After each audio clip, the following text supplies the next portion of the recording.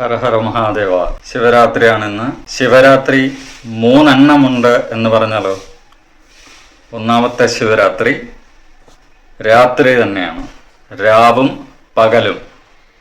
അഹോരാത്രം നമ്മൾ മാനസപൂജയിലും ശാരീരികമായ സാധനയും പ്രാർത്ഥനയോടും കൂടി ഭഗവാൻ ശിവനെ, മഹാദേവനെ പൂജിക്കുന്ന ദിവസം. അങ്ങനെ രാവ് പകലായി മാറുന്ന ആ നിമിഷം പുറമെയുള്ള നമ്മളുടെ സകല ബാധകളും കഷ്ടപ്പാടുകളും മാറുന്ന ഒന്നാമത്തെ ശിവരാത്രി. രണ്ടാമത്തെ ശിവരാത്രി നമ്മളുടെ ഉള്ളിലെ അന്ധതയും അജ്ഞതയും ഭയവും മാറി നമ്മൾ സ്ഥായി ഭാവത്തിൽ, ഭക്തിഭാവത്തിൽ എത്തിച്ചേരുന്ന ആ നിമിഷം, ആ മഹാദേവനിലേക്ക് എത്തിച്ചേരുന്ന ആ ശക്തി, അവിടെ രണ്ടാമത്തെ ശിവരാത്രി. അപ്പോൾ എന്താണ് മൂന്നാമത്തെ ശിവരാത്രി?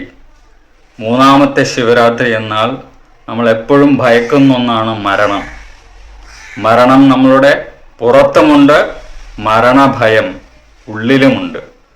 മൃത്യു എന്ന ആ മരണത്തെ ജയിക്കാനായി ആ കാലകാലനെ, കാലഭൈരവനെ, മൃത്യുഞ്ജയനെ ജപിച്ച് ഉള്ളിലുള്ള ആ മരണഭയത്തെ മറികടന്ന് ആ ശക്തി മനസ്സിലാക്കി ബോധപൂർവം സാധനകൾ ചെയ്യാനും ജീവിക്കാനും പ്രേരിപ്പിക്കുന്ന അവസ്ഥയിലെത്തുക എന്നുള്ളതാണ് മൂന്നാമത്തെ ശിവരാത്രി.